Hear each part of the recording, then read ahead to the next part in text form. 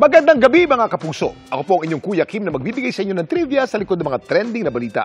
Sa isang kalsada sa Lapu-Lapu City sa Cebu, nahuli daw ang pamumuo ng isang buhawi.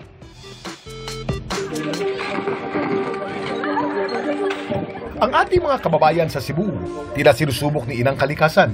Hindi pa man kasi sila tuluyang nakakabangon sa pinsala dulot ng tumabang magnitude 6.9 na lindol.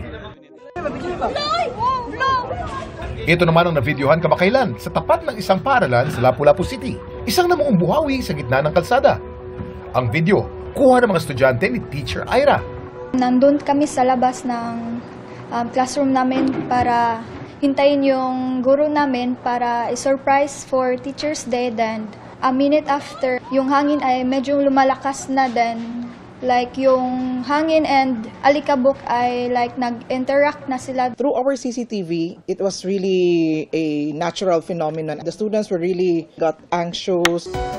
Mabuti na lang at ang buhawi, hindi na raw nakapaminsala pa. Ilang segundo lang kasi lumipas. Bigla din itong nawala. Kinakabahan kami kasi iniisip namin yung safety namin. That time kasi yung buhawi is medyo nag-change ng place. Pero ayon sa Pag-asa, ang na-videohan ng estudyante ni Teacher Ira, hindi raw buhawi kundi isang dust devil. Ang dust devil mas maliit kumpara sa isang buhawi. Hindi rin to sinlakas. Karaniwang to nabubuo sa mga tuyong lugar at kapag mainit ang hangin sa paligid. Pag mainit yung hangin, nagkukos ito ng abrupt na updraft. Yung pag-angat ng mainit na hangin, pataas na umiikot. Dala niya yung mga dust, alikabok. So, kaya tinatawag siya na dust devil. Nangyari siya sa maganda ng panahon. Kasi yung mga buhawi, atmospheric phenomena na nangyayari sa thunderstorm.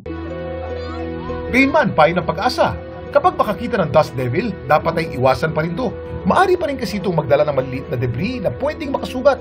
Manatiling kalmado, maghanap agad ng ligtas na lugar at protektahan ang iyong mga mata at bibig. Pero alam niyo ba na hindi lang sa ating planeta nagkakaroon ng dust devil? Pati na rin sa ating kapitbahay sa solar system. Kuya Kim! Ano na?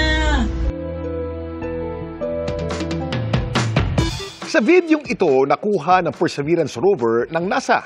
Makikitang pamumuo ng mga dust devil sa surface ng planetang Mars. Pero di tulad sa dust devil dito sa ating planeta, ang mga Martian dust devil di hamak na mas malaki. Maring umabot daw sa daan-daang metro hanggang ilang kilometro ang taas nito.